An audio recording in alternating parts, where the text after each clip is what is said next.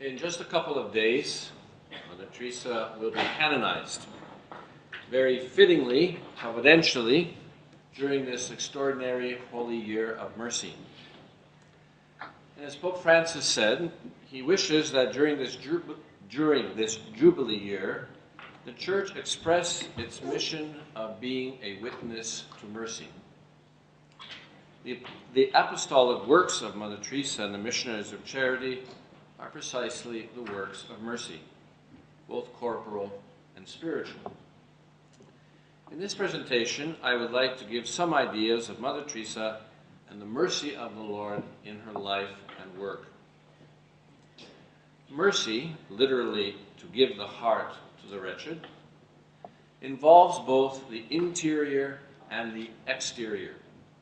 The heart, understood in the biblical sense as including both thought and feeling, and action. And Mother would say the same thing.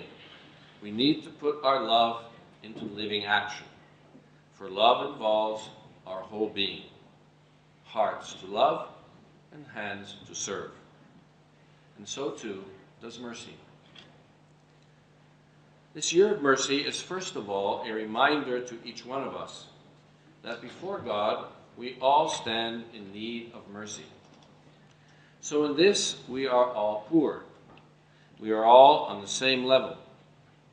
Our needs might not be the same on the outside, but before God we stand without the exterior shell, so to say. We stand as a beggar in need of His love, of His forgiveness, of His mercy. To adapt Mother Teresa's vocabulary, we can call this reality of our interior poverty the Calcutta of the heart, and indeed the Calcutta of my own heart. Mother Teresa used to say, Calcutta is everywhere. It is true that we may never do anything really serious or evil, but the simple truth is that I am capable of it, of doing something wicked, dreadful. And that is what places me among the poor. This is fundamental to our living as Christians. Jean Vanier, the Canadian founder of l'Arche, communities that live and work with mentally handicapped men and women, emphasizes this point. He says, when we live day after day with people who are severely handicapped, our own limits and darkness become so obvious. But this experience helped me understand that we cannot grow in love and compassion unless, in all truth, we recognize who we are and accept our own radical poverty. The poor person is not just in others, but also within us. That truth is the basis of all human and spiritual growth and the foundation of our Christian life. Blessed are the poor in spirit, for theirs is the kingdom of heaven. The poor who reveal our poverty to us thus become a sacrament. And this implies that our attitude is not from above downward, as it were, as if we were somehow superior, which of course we are not, but that we recognize the truth about ourselves as one of the poor, identified in some way with those in need. Mother Teresa is a wonderful example of this. Her heart, said Sister Nirmala, Mother Teresa's immediate successor as Superior General of the Missionaries of Charity, was big like the heart of God Himself, filled with love, affection, compassion, and mercy. Rich and poor, young and old, strong and weak, learned and ignorant, saints and sinners of all nations, cultures, and religions, found a loving welcome in her heart, because in each of them she saw the face of her beloved, Jesus. Mother Teresa was very much at home with her own poverty. Sister Nirmala tells us that Mother was convinced of her poverty and sinfulness, but trusted in Jesus' tender love and mercy. Again, Mother always felt the need of the mercy of God. How merciful God is to give us all these things that he has given us. And so she was grateful to God. Mother herself said, Jesus, who loves each one of us tenderly, with mercy and compassion, works miracles of forgiveness. As she was so conscious of her own poverty and misery, she was even more conscious of the reality of the Lord's mercy and forgiveness. Thus, she was consequently always ready to show mercy and forgiveness to others. She explained it this way. We need lots of love to forgive, and we need lots of humility to forget. Because it is not complete forgiveness unless we forget also. And not forgetting, very often we say we have forgiven, but we cannot forget.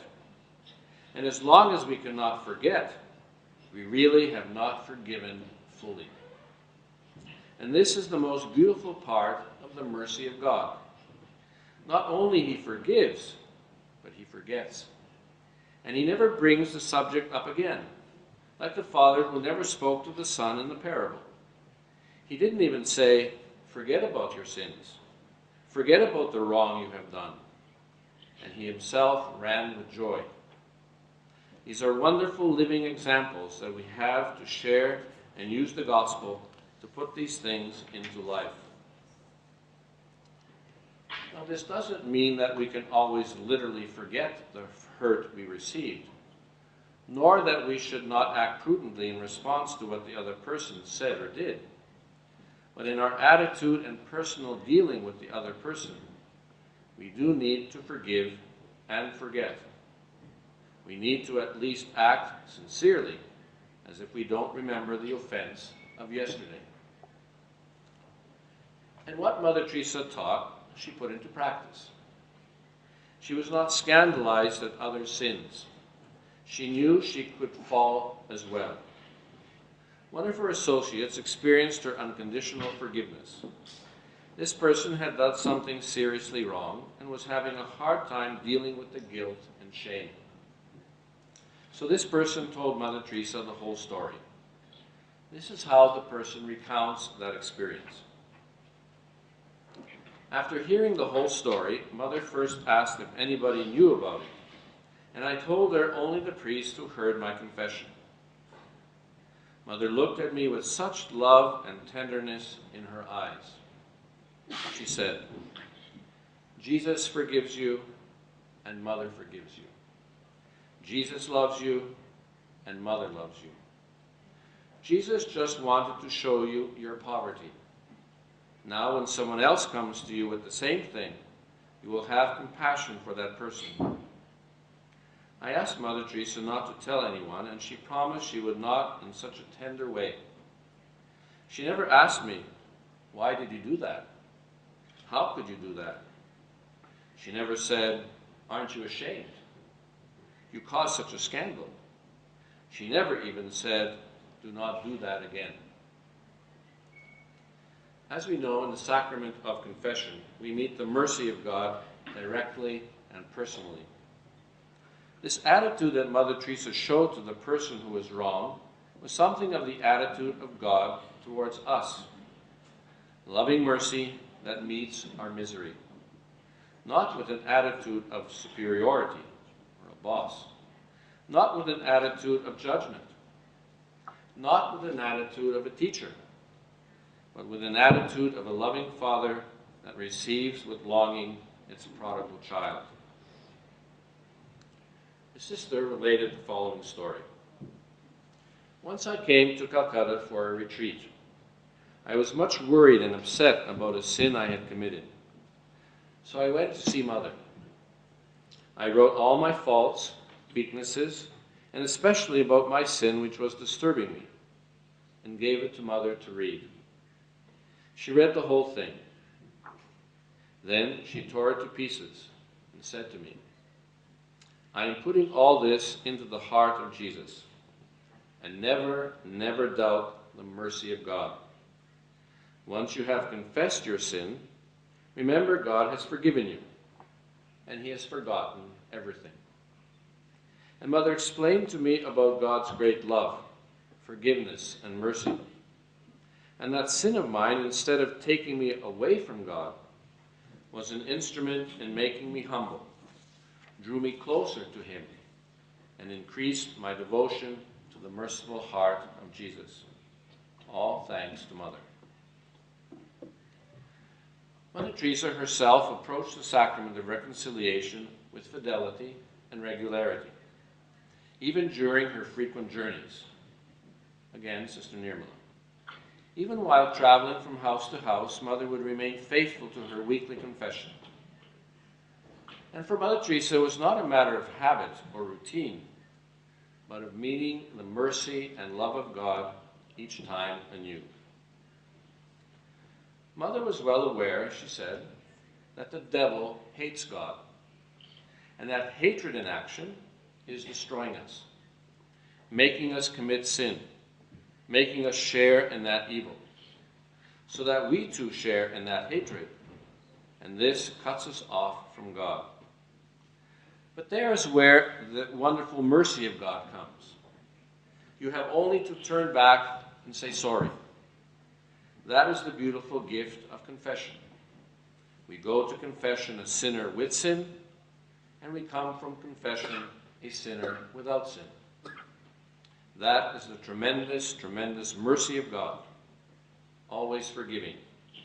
Not only forgiving, but loving, gently, lovingly, patiently. And this is what the devil hates in God, that tenderness and love of God for the sinner. Poverty, as a reality more than material poverty, developed in Mother Teresa's mind and heart when her mission expanded into the West. One time someone asked Mother a question. When you say poverty, most people think material poverty. To which Mother Teresa replied, that is why we say the unwanted, the unloved, the uncared, the forgotten, the lonely. This is much greater poverty, because the material poverty you can always satisfy with material. If we pick up a man hungry for bread, we give him the bread, and we have already satisfied his hunger. But if we find a man terribly lonely, rejected, a throwaway of society, material help will not help him. Because to remove that loneliness, to remove that terrible hurt, needs prayer, needs sacrifice, needs tenderness and love. And that is very often more difficult to give than to give the material. And that is why there is hunger not only for bread, but there is hunger for love.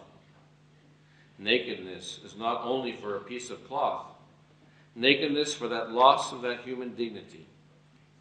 And homelessness is not only not having a home where to sleep, it's homeless, being rejected, unwanted, throwaway of society.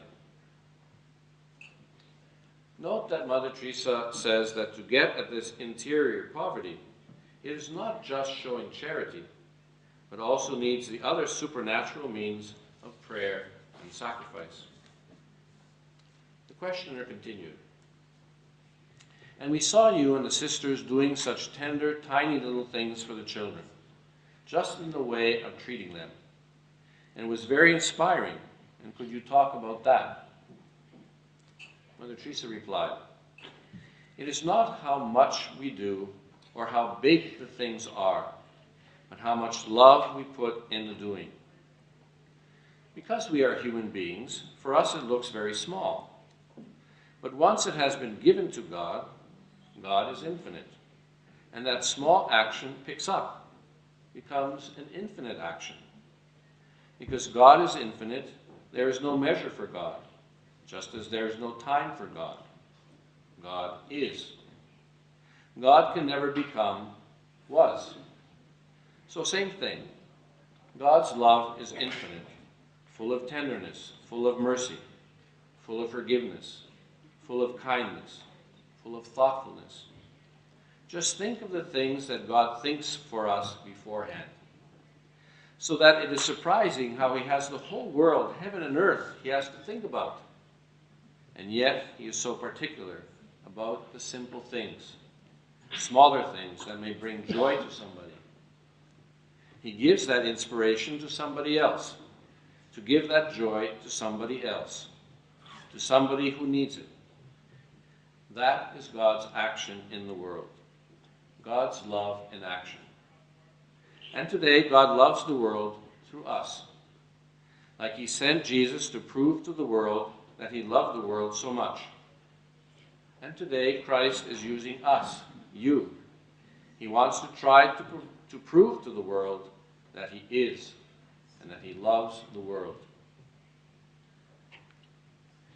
In order for us to love with the mercy and compassion of Jesus, we need to be convinced that he loves us. And we can especially come to this appreciation of Jesus' love for us in prayer. Mother Teresa explains, and that we are very precious to him. As Isaiah said, you are precious to me. I'll call you by your name. You are mine. Water will not drown you. Fire will not burn you. I will give up nations for you. You are precious to me. I love you. And that tenderness of God's love and compassion and mercy and forgiveness are so beautifully expressed when he said that even if a mother could forget her child, I will not forget you. I have carved you in the palm of my hand. Just think, every time we call on God, there we are in his palm. And he looks at us so closely, so tenderly, so lovingly. And this is prayer. The fruit of prayer is love, and the fruit of love is service. Mother Teresa was fond of saying, love and living action. In one of her talks, she challenged her listeners. Do you know your next-door neighbor? Do you know there is a blind person there? That there is somebody sick? That there is a lonely old person there that has no one? Do you know? And if you know, have you done something? There is the chance to give love, to come tomorrow to do something. See, look, and do something, and you will see the joy, the love, and peace that will come from the heart because you have done something for somebody. You have given your love for God in a living action. It is not enough to say, I love you. Not enough. Do something. And that something should be something that hurts you, because true love hurts. When you look at the cross, you know how Jesus loved us. He died on the cross because he loved you and he loved me.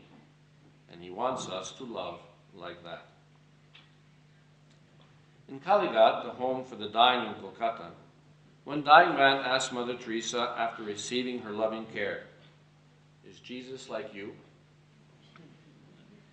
And as another remark to her in the anecdote she was so fond of recalling, all my life I have lived like an animal in the streets, but I am dying like an angel, loved and cared for. There in those dark halls, the light of Christ shines. His presence and mercy radiated to all who enter. And we are to be a reflection of that same tender and merciful love to those around us, even carriers of God's love, missionaries of charity, especially to the neediest. But at the same time, as we love others, we are also loving Jesus directly. This faith that you did it to me, as Jesus says in the Gospel of Matthew chapter 25, helps us when, humanly speaking, it is very difficult. Here's a story from one of the sisters from the first years in Calcutta. On the very next day after I joined Mother, I accompanied her for the first time into the slums of Motiji. We passed through the streets saying the rosary. As Mother had a handbag with something in it, she gave me a bag too. In it, I found a piece of soap, a towel, some scissors, and some vitamin tablets.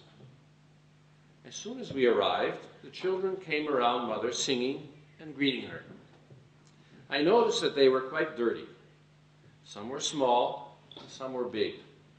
Some were carrying their brothers and sisters. Mother then took me by the hand and directed me to clean the children, their noses, their hands and feet, and to do their hair. She said it was a wonderful chance for me to be like Our Lady, doing what she did for Jesus. In spite of my love for Jesus and Mary, and wanting to be with Mother doing the work for the poor, for me it was such a challenge, a repugnance to handle those children. But Mother's words gave me a new key. Each one of these dirty children is Jesus, waiting for your hands to touch them with love and humility and gratitude. This was a lesson of faith in practice, what I had learned from my own mother when I made my first communion, that the same Jesus of Nazareth is really in the piece of bread we receive at Holy Communion. However great Mother Teresa's faith was, she was always aware that it was the grace of God at work in her life. She considered it a grace to be able to accept the grace of God and acknowledged his action in her life. She said, "I must know what God has done for me. His great love for me keeps me here, not my merit. The answer must be the conviction. It is the mercy and grace of God." I end with a reflection made by Eileen Egan, a very close friend of Mother Teresa since the 1960s. According to her, Mother Teresa took Jesus at his word and accepted him with unconditional love in those with whom he chose to be identified, the hungry, the shelterless, the suffering. She enveloped them in mercy. Mercy, after all, is only love under the aspect of need, love going out to meet the needs of the person loved. Could not the life of our time be mightily changed for the better if millions of his followers took Jesus at his word? During this Jubilee of Mercy, the Church is presenting to us the person model of Mother Teresa. Following her teaching and example, we can receive mercy and practice mercy, especially toward those closest to us. Love begins at home, Mother Teresa reminded us often. There are people who need our tender and merciful love all around us, if only we take the trouble to see, as Mother Teresa urged us to do. I give the last word to Mother herself. Just think for a moment. You and I have been called by our name because he loved us, because you and I are somebody special to him, to be his heart to love him in the poor, his hands to serve him in the poorest of the poor, beginning with those around us, and even in our own families. This is how we can be, as Pope Francis calls us to be, witnesses to mercy. Thank you.